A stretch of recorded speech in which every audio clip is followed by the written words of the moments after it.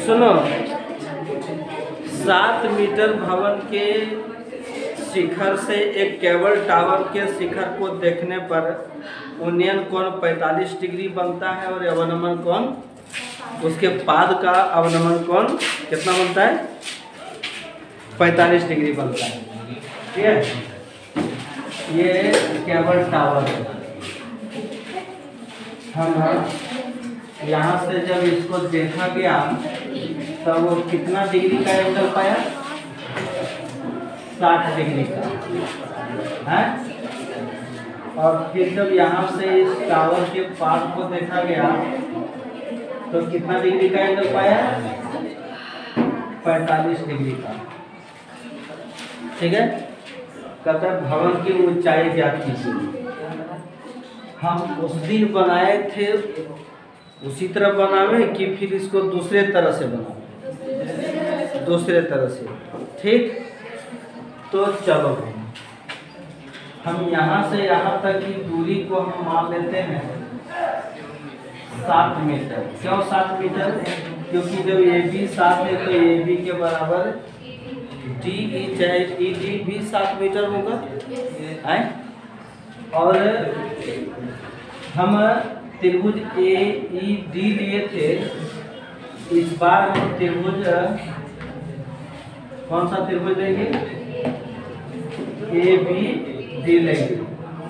ये 45 है तो ये भी 45 होगा, क्योंकि ये रेखा और ये रेखा ये दोनों आपस में समांतर है। ठीक है, अब दोनों जो आपस में समांतर है तो अंतर एकांतर कौन से? हम उस दिन पूरे टावर की ऊंचाई को h माने थे, पूरे टावर की ऊंचाई को h माने थे। इस बार हम यहाँ से यहाँ तक की ऊंचाई को केवल h मीटर मानेंगे।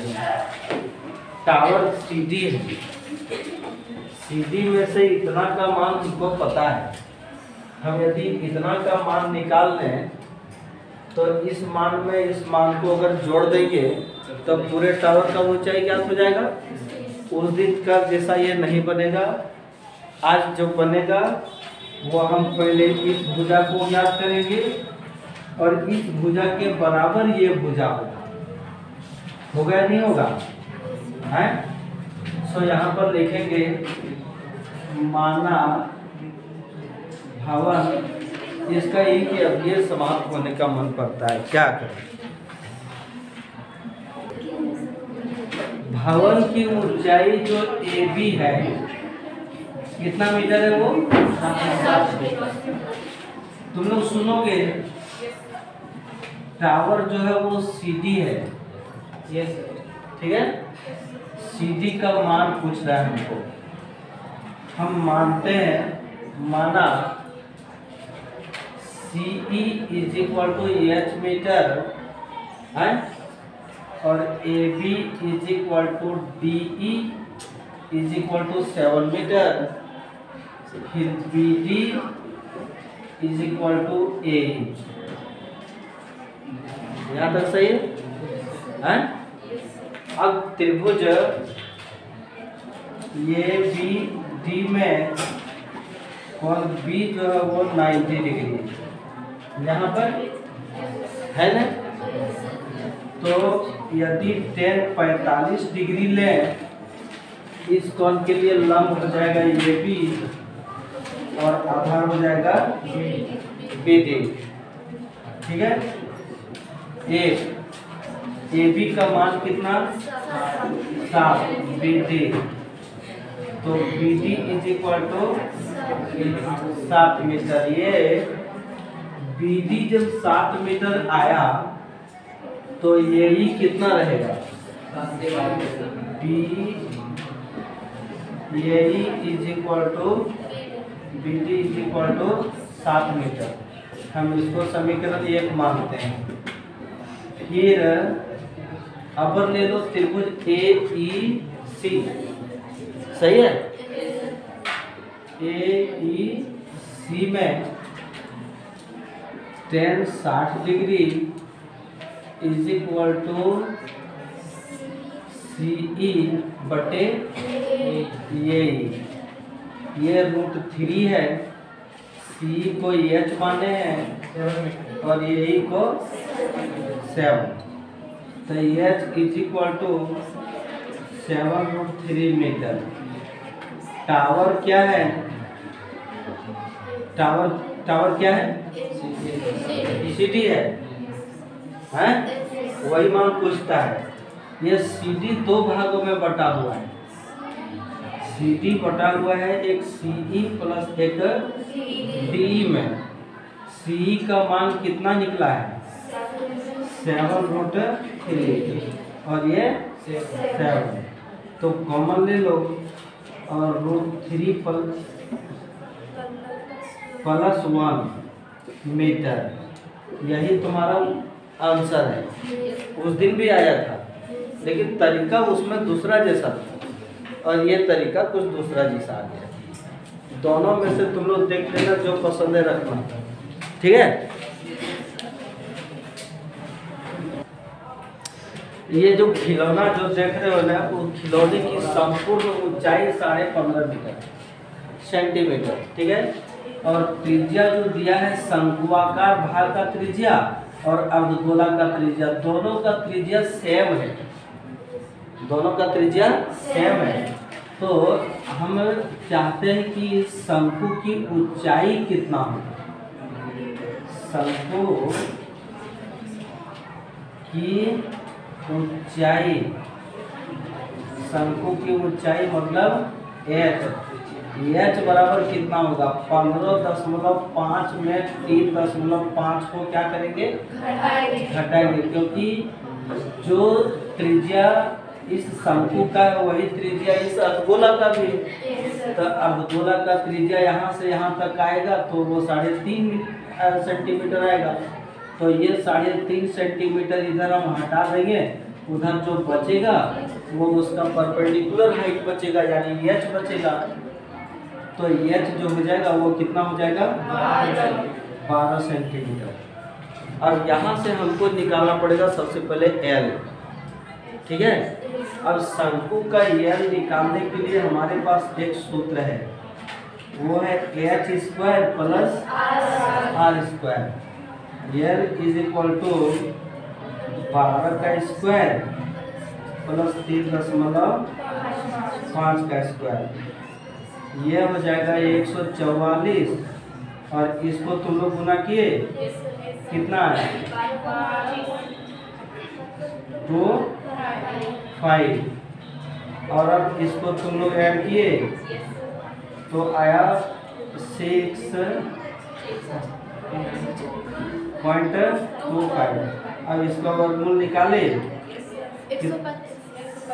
125 में दशमलव यहाँ, इतना सेंटीमीटर इसका L है, इसको लेटरल ऊंचाई हाइट करते हैं। ये वाला ये वाला ये तो परपेंडिकुलर हाइट है ना, और ये L है। अब L जब निकाल लिए तो हमको निकालना है खिलौने का संपूर्ण पृष्ठीय क्षेत्रफल। लिखेंगे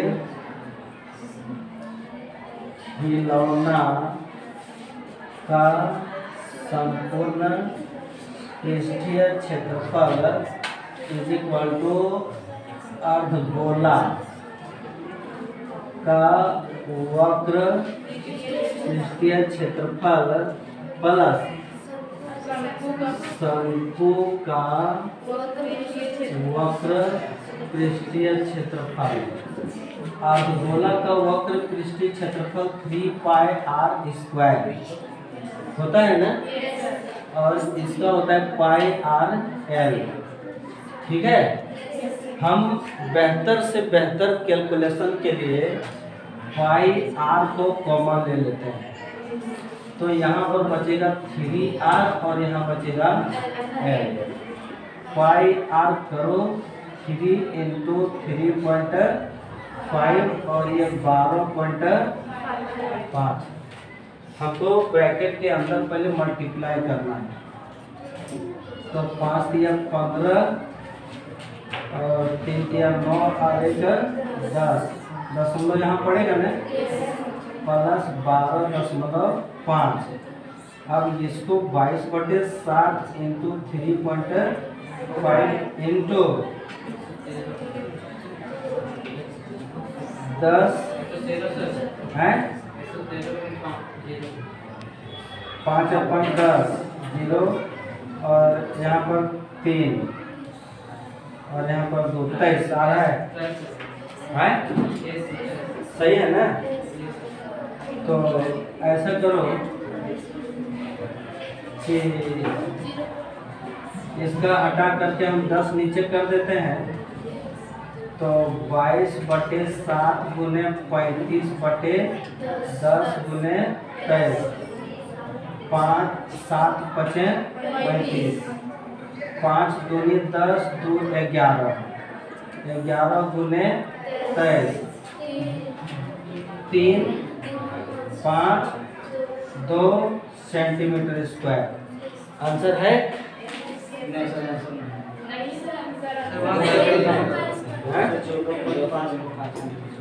सर वहाँ आज गोले का से 2 होता है क्या? 3 होता है उसका संपूर्ण है। तो उसी समय से तुम लोग को हम पूछ रहे थे।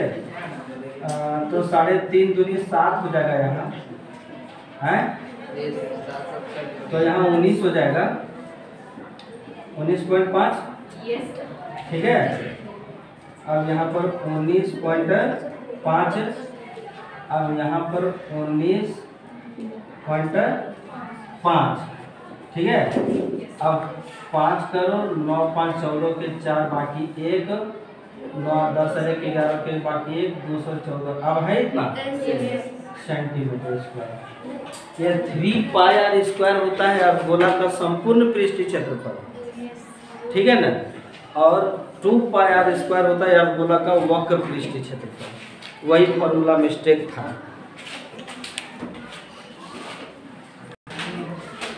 देखो क्वेश्चन नंबर 17 में कहता है ना कि एक खिलौना एक अर्धगोले पर अध्यारोपित एक शंकुआकार भाग का है। तो कहता है कि अर्धगोले का जो त्रिज्या है 1 सेंटीमीटर, वही त्रिज्या शंकु का भी, शंकु का त्रिज्या और अर्धगोले का त्रिज्या सेम है।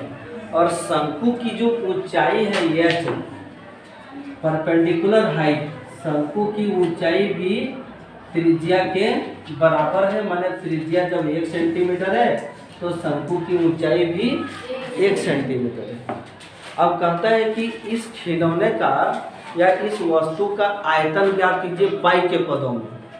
पाई के पदों में ज्ञात करते हैं तो खिलौना का तुरंत बन जाएगा ये आयतन इज इक्वल टू शंकु का आयतन प्लस अर्धगोला का आयतन। और शंकु का आयतन 1/3πr² होता है और यह 2/3πr³ होता है। अब तुमको अपनी सुविधा के अनुसार 1/3πr² कॉमन ले लो ठीक। कॉमन लेकर के बनाने में शॉर्ट में बनेगा और जल्दी बनेगा। तो यहाँ बच गया क्या h और यहाँ बच गया 2r²। किसी को दिक्कत है क्या? नहीं है, 2r केवल होगा। हाँ वही बोल, तो 1/3πr², h जो है वो 1 है प्लस 2 इंटू 1 ठीक है। पाई का मान लेना नहीं क्योंकि हमको पाई के पदों में व्यक्त करना है।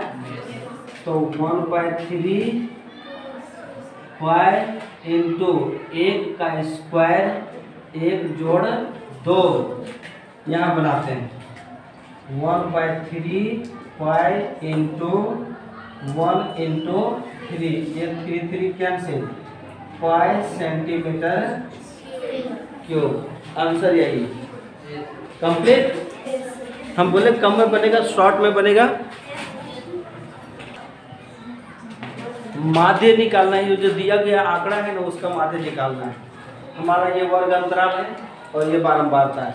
कम से कम बारंबारता को हम लोग ये सिग्मा एफ करो, टोटल सिग्मा का मतलब कुल योग कितना है, 8 5 13 और 13 13 दूनी 26, 26 और 8 34, 34 और 6 तुम लोग भी जोड़ लो, सही है 40 है। अब वर्ग चिन्ह निकालना है हमको। वर्ग चिन्ह निकालने का तुमको क्लास 8 में और 9 में बताए थे कि जिस वर्ग अंतराल का वर्ग चिन्ह निकालना है उसका ऊपरी सीमा प्लस निचली सीमा बटे 2, ऊपरी सीमा प्लस निचली सीमा बटे 2। अगर ऐसा करो तो यहाँ ऊपरी सीमा 10 है और निचली सीमा 0 है, तो 10 बटे 2 बराबर क्या हो जाएगा 5। ठीक है, आगे जो हमको वर्ग चिन्ह निकालना है प्रत्येक में ऐसा हमको नहीं करना है। हम देखेंगे कि दोनों में वर्ग अंतराल कितने का है, कितने का डिफरेंस है, 10 का, कितने का, कितने का अंतराल 10 का अंतराल, सब में 10 का अंतराल है ना। वर्ग चिन्ह निकल गया, 5 के बाद 10 जोड़ो, इसमें 15 25 35 45 55। अब तुम कहीं से उल्टा के देख लो, तुम 35 आता है, ऊपरी सीमा प्लस निचली सीमा मतलब 40 जोड़ 30 70, 70 बटे 2 35। एकदम इजी टेक्निक है। तुम देख लो कि वर्ग अंतराल में अगर सही वर्ग अंतराल का माप है, वर्ग अंतराल का माप मतलब 10 और 20 के बीच का अंतर 10 का, 20 और 30 के बीच का अंतर 10 का, सबका अंतर 10 है ना। तो वर्ग चिन्ह में पहली ऊपरी सीमा प्लस निचली सीमा बटे 2 करेंगे, तो ऊपरी सीमा 10 प्लस 2 0 बटे 2, 10 बटे 2 5 आया। प्रत्येक में 10 का अंतराल है, तो इस 5 में 10 ऐड करते जाओ क्रमशः। अब रह गया एफ एक्स, तो एफ एक्स मैंने एफ और एक्स को मल्टीप्लाई करना है। यहाँ होगा 25, 15 8 120, 25 रहे 250, 35 या 35 दूनी 70 और 35 105, सही है ना। 8 5 40 के 0 बाकी 4 8 32 और 4 36, 6 5 30, 6 5 30 और 3 33। अब यहाँ पर सिग्मा एफ एक्स करो, सिग्मा एफ एक्स माने सिग्मा माने योग।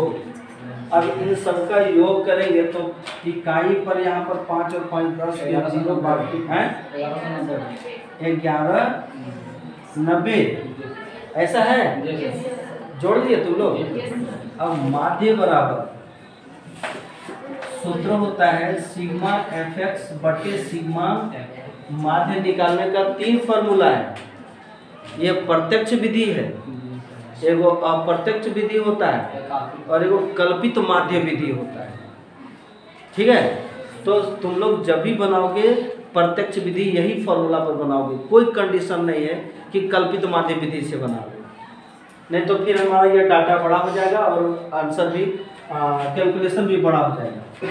ठीक है, तो सिग्मा एफ एक्स जो आया है 1190 और ये जो है वो है 40, ये 0 0 कट गया। अब यहाँ पर 119 बटे 4 कट नहीं सकता है, तो 4 दूनी 8 भागा लग सकता है कि नहीं। अब यहाँ पर 8 कितना बचेगा, यहाँ 29.75 होगा, 29.75 बोलो। ठीक है, हैं ये आंसर भागा देके दिखावे क्या, दे लो।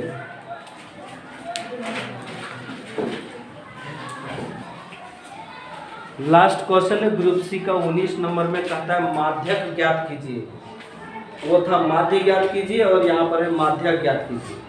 ठीक है, तो माध्यक ज्ञात करने का जो फॉर्मूला होता है, माध्यक ज्ञात करने का फॉर्मूला होता है L plus n/2 minus CF बटे F इंटू यही होता है। ये जो L है वो माध्यक वर्ग अंतराल का निचली सीमा, n/2 और CF क्या है पता करेंगे। n/2 वास्तव में देखो वही गलत बात है, n/2 ये n, इसको तुम जोड़ो ना, टोटल कितना होता है? 6 12 कितना? 30 राइट। अब यहाँ पर n/2 इज इक्वल टू 30/2 बराबर 15 किया ना? 15। एक मिनट, अब संचयी बारंबारता कैसे निकालेंगे वही एक और दिक्कत वाला बात है। कोई दिक्कत नहीं है, जब तक हम हैं दिक्कत नहीं। हम चल जाएंगे बाहर गेट के पास तब दिक्कत है। चल रहे हैं ना? ठीक। मक्खी तो नहीं, सुबह मक्खी आ गया था। ये 2 और 3 को जोड़ो, 5 और 7 को जोड़ो, 12 और 6 को जोड़ो, 18 और 6 को जोड़ो, 24 और 6 को जोड़ो। याद रखना, संचयी बारंबारता में अंतिम वर्ग अंतराल का जो माप होता है वो इस कुल योग के बराबर होना चाहिए। बारंबारता का कुल योग कितना? 30। बारंबारता का कुल योग 30। संचयी बारंबारता में सबसे अंतिम वर्ग अंतराल का माप 30 होना चाहिए। हमने क्या किया कि 2 जोड़ 3 किया तब ना आया, और 5 जोड़ 7 किया तब ना आया। समझ गए कि नहीं इसको? ठीक है। माध्यक वर्ग अंतराल, माध्यक वर्ग अंतराल, माध्यक वर्ग अंतराल हमको खोजना है। n/2 बराबर कितना आया? 15। इस वर्ग अंतराल में 15 या उससे निकटतम या अधिक कौन सा है? 18। 15 या उससे निकटतम या अधिक 18 है। 15, ये 15 देख रहे हो ना? संचयी बारंबारता में 15 या उससे निकटतम या अधिक बराबर हो तो हो, लेकिन अगर बराबर 15 हो जाता तो ठीक बात है, लेकिन 15 अगर नहीं होता है तो उससे अधिक, लेकिन अधिक तो बहुत सारा है। कौन है अधिक? उससे निकटतम अधिक।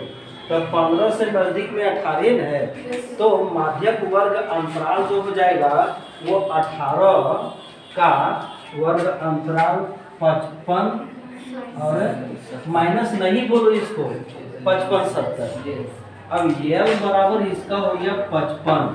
ठीक है, n/2 हम निकाल के रखे हैं।